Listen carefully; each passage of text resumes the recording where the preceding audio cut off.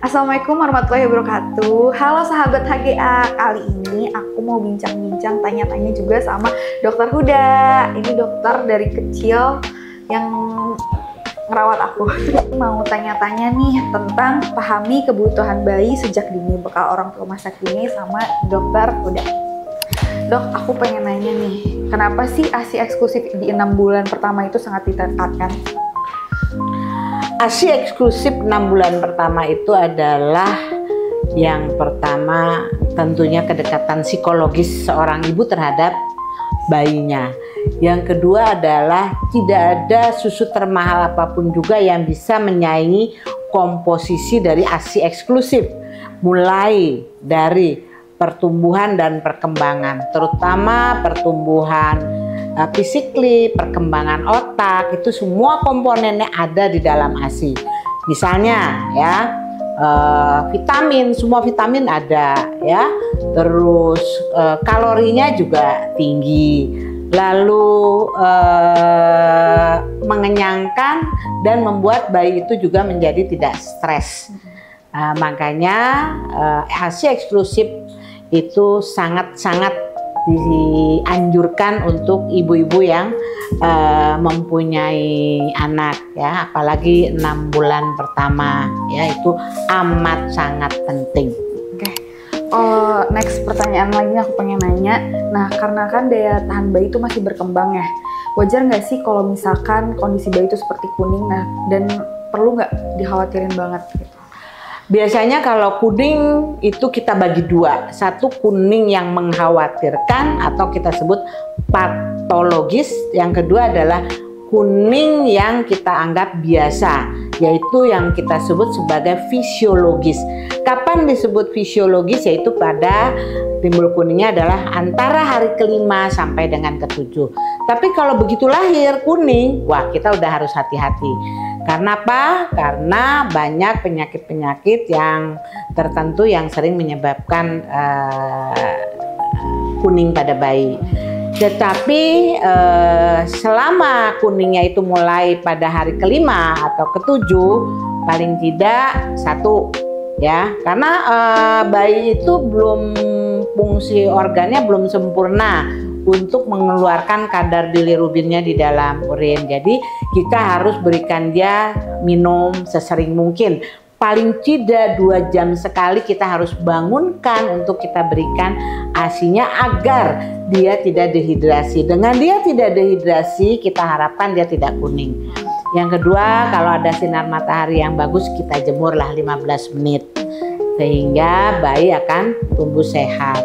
Kalau kuning yang karena penyakit lain tentunya banyak ya, misalnya kelainan pada inkompatibilitas darah, atau misalnya ada kelainan pada saluran empedu ya, tapi tentunya beda ya, kuning yang karena kelainan patologis dengan kuning yang karena fisiologis itu beda ya. Fisiologis itu biasanya anaknya aktif bagus gitu ya, tapi itu tadi solusinya kita harus kasih dia banyak minum dan dijemur. Nah, aku pengen nanya nih, kalau jemur biasanya nih, ada yang bilang katanya nggak mesti jemur di luar gitu, dijemur gitu, bisa juga di kamar, buka aja jendelanya. Itu yang bagus yang mana nih? Sebetulnya kalau jendela kita ada sinar matahari masuk ya bagus ya. Apalagi sekarang polusi kan, mencari sinar matahari yang awannya biru bagus itu sudah tidak semudah dulu. Itu jadi boleh-boleh saja. Jadi no problem. Oke. Selanjutnya nih aku pengen nanya juga nih, kan selain kuning, bayi itu juga rewel banget kadang malam hari ya, Dok ya. Nah, itu bisa nggak dikaitkan sama kondisi kayak kolik gitu? Bisa ya, satu dia lapar, bisa dia nangis. Yang kedua, kolik-kolik kita harus ingat juga ada yang berhubungan dengan alergi. Jadi bagi keluarga, orang tua yang punya riwayat alergi, sering juga makanan-makanan tertentu membuat anak itu atau bayi itu kolik ya. Jadi tetapi kembali bahwa semua keluhan itu akan berkurang bila seorang ibu dengan penuh sabar, tenang, nyaman, tidak panik, langsung memberikan ASI-nya. Tentunya ASI tadi dikatakan bahwa salah satu yang membuat juga bayi menjadi tenang, nyaman ya, karena setiap tubuh ibu dengan bayi bersentuhan saja itu udah secara psikologikal tuh udah merasa nyaman. Terus ini aku juga mau nanya lagi, aku tuh kemarin disaranin juga beli bantal kolik, itu ngaruh nggak sebenarnya?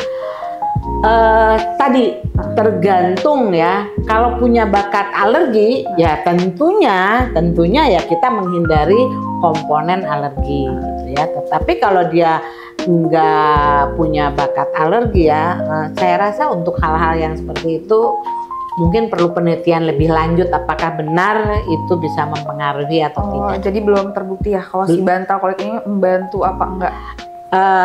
Saya sih belum pernah baca seserius itu ya. Jadi pada dasarnya sebagai seorang medis ya, kita hal-hal yang perlu diperhatikan tentunya bukan dengan alat bantu, tetapi bagaimana secara psikologikal anak bisa terpenuhi.